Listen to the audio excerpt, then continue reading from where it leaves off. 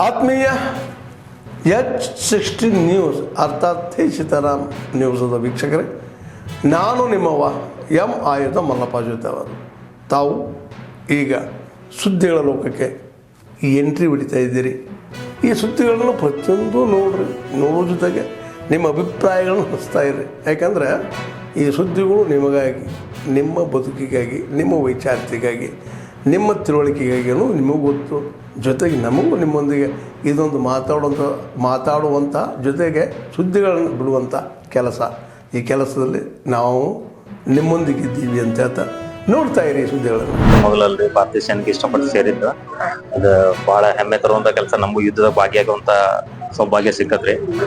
ಅದಕ್ಕಾಗಿ ಹೊಂಟೇವ್ ನಾವು ಕಾಲಾಗೆ ಹೊಂಟೇವ್ ಸರ್ಕಾರದಲ್ಲಿ. ಈಗ ಜಮ್ಮು ಕಾಶ್ಮೀರ ನಮ್ಮ ತಮ್ಮ ಸರ್ ಅವ್ರು ಹೋಗಿದ್ದಾನೆ ಸರ್, ನಿನ್ನೆ ಜಾಯ್ನ್ ಆಗಿದ್ದಾನೆ. ಏನ್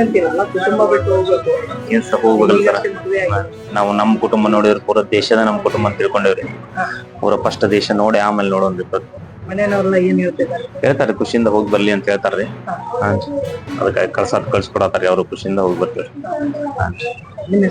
ನನ್ನ ಹೆಸರು ಸಂಗಮೇಶ್ ಅಂತ ಹೇಳಿ ಸರ್, ಡ್ಯಾಮ್ ನಾಯ್ಕರ್ ಅಂತ ಹೇಳಿ.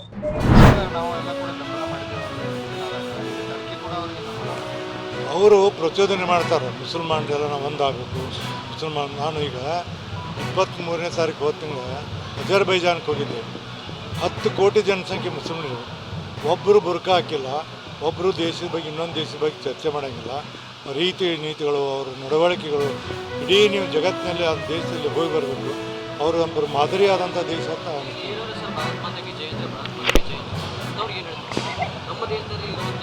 ನೋಡ್ರಿ. ನಮ್ಮಲ್ಲಿ ಏನಾಗಿದೆ, ಕೆಲವು ರಾಜಕೀಯದಲ್ಲಿಂದ ಇವರೆಲ್ಲ ಬೆಳೆದು ಬಿಟ್ಟಾರೆ. ಈಗ ಉಂಡಮಣಿ ಗಳ ಅಂತಲ್ಲ, ಹಂಗಾಗಿದೆ. ಅದಕ್ಕೆ ಇದು ಎಲ್ಲಿವರೆಗೆ ನಮ್ಮ ಸರ್ಕಾರಗಳು ಈ ಓಟಿನ ಇದನ್ನು ಬಿಡೋದಿಲ್ಲ, ದೇಶ ನಮ್ಮ ಪ್ರಮುಖ ಎಲ್ಲ ರಾಜಕೀಯ ಮಾಡೋದಿಲ್ಲ, ಅಲ್ಲಿವರೆಗೆ ನಮ್ಮ ದೇಶ ಉದ್ಧಾರ ಆಗ್ತದೆ.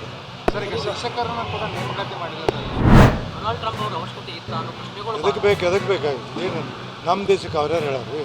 ಅವ್ರ ಅವಶ್ಯಕತೆ ನಮಗಿಲ್ಲ. ಈಗ ನಾವು ಅಮೇರಿಕಾದಾಗ ಏನೇ ಕೇಳ್ತಾನೆ ಟ್ರಂಪ್, ಇದು ಯಾಕೋ ಮೋದಿಯವರು ಎಲ್ಲದರಲ್ಲಿ ಅತ್ಯಂತ ಕಟುವಾದ ನಿರ್ಣಯ ತೊಗೊಂಡಿದ್ರು, ಗಟ್ಟಿಯಾದ ನಿರ್ಣಯ ತಗೊಂಡು ದೇಶಕ್ಕೊಂದು ಮಾದರಿಯಾದಂಥ ಕೆಲಸ ಮಾಡಿದ್ರು. ಬಟ್ ಈ ವಿಷಯದಲ್ಲಿ ಯಾಕೋ ಅವರು ಅವ್ರ ಮಾತು ಕೇಳಬಾರ್ದಾಗಿತ್ತು ಅಂತ ನನ್ನ ಅನಿಸಿಕೆ.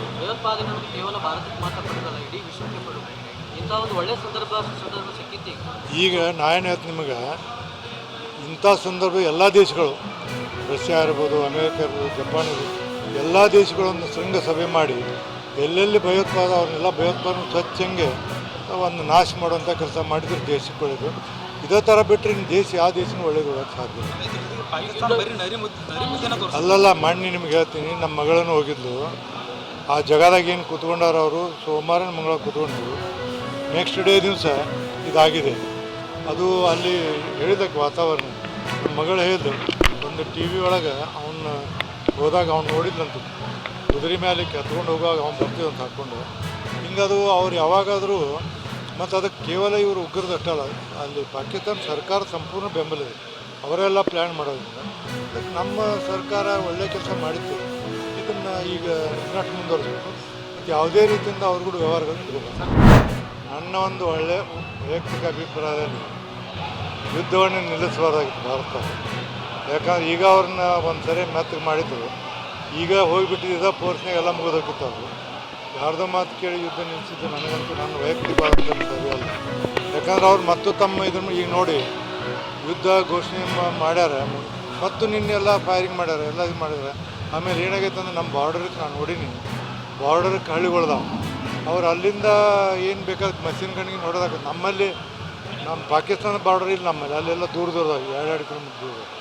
ಒಟ್ಟಾರೆ ಏನಂದ್ರೆ ಪಾಕಿಸ್ತಾನವನ್ನು ಎಲ್ಲಿವರೆಗೆ ನೀವು ಸಡ್ಡು ಬಿಡ್ತೀರಿ, ಇನ್ನೊಬ್ಬರ ಮಾತು ಕೇಳಿ ಎಲ್ಲಿವರೆಗೆ ನೀವು ಅವ್ರಿಗೆ ಕಪ್ಪು ಹಾಕ್ತೀರಿ, ಅಲ್ಲಿವರೆಗೆ ಅವ್ರು ಯಾವಾಗ ಸಾಯಿ ಮತ್ತು ನಮ್ಮ ವೈರಿಗಳ, ಮತ್ತು ಅವ್ರು ಎಂದೂ ನಮ್ಗೆ ಒಳ್ಳೇದು ಮಾಡೋದು ಸಾಧ್ಯ ಇಲ್ಲ.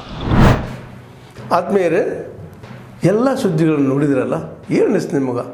ಇದರಲ್ಲೇ ನಿಮ್ಗೆ ಲೈಕ್ ಆಗಿರ್ಬೋದು, ಡಿಸ್ಲೈಕು ಆಗಿರ್ಬೋದು, ಕಾಮೆಂಟ್ ಬೇಡಪ್ಪ ಅಂತೂ ಅನಿಸಿರ್ಬೋದು, ಕಾಮೆಂಟ್ ಮಾಡಬೇಕಪ್ಪ ಅನಿಸ್ಬೋದು, ಶೇರ್ ಮಾಡಬಾರ್ದಪ್ಪ ಅನಿಸಿರ್ಬೋದು, ಮಾಡಬೇಕು ಅನಿಸಿರ್ಬೋದು. ಏನಾದರೂ ಆಗಲಿ ಶೇರ್ ಮಾಡ್ತಾಯಿರ್ರಿ, ಈ ನ್ಯೂಸ್ಗಳನ್ನ ಹಂಚ್ತಾ ಇರಿ. ಜೊತೆಗೆ ಇದಕ್ಕೆ ಸಬ್ಸ್ಕ್ರೈಬ್ ಆಗ್ತಾಯಿರಿ ಅಂತ ಹೇಳ್ತಾ H16 ನ್ಯೂಸ್ ಅರ್ಥಾತ್ ಹೇ ಸೀತಾರಾಮ್, ಇದು ಸತ್ಯದ ಕೈಗೆ ನಡಿ. ವಂದನೆಗಳು.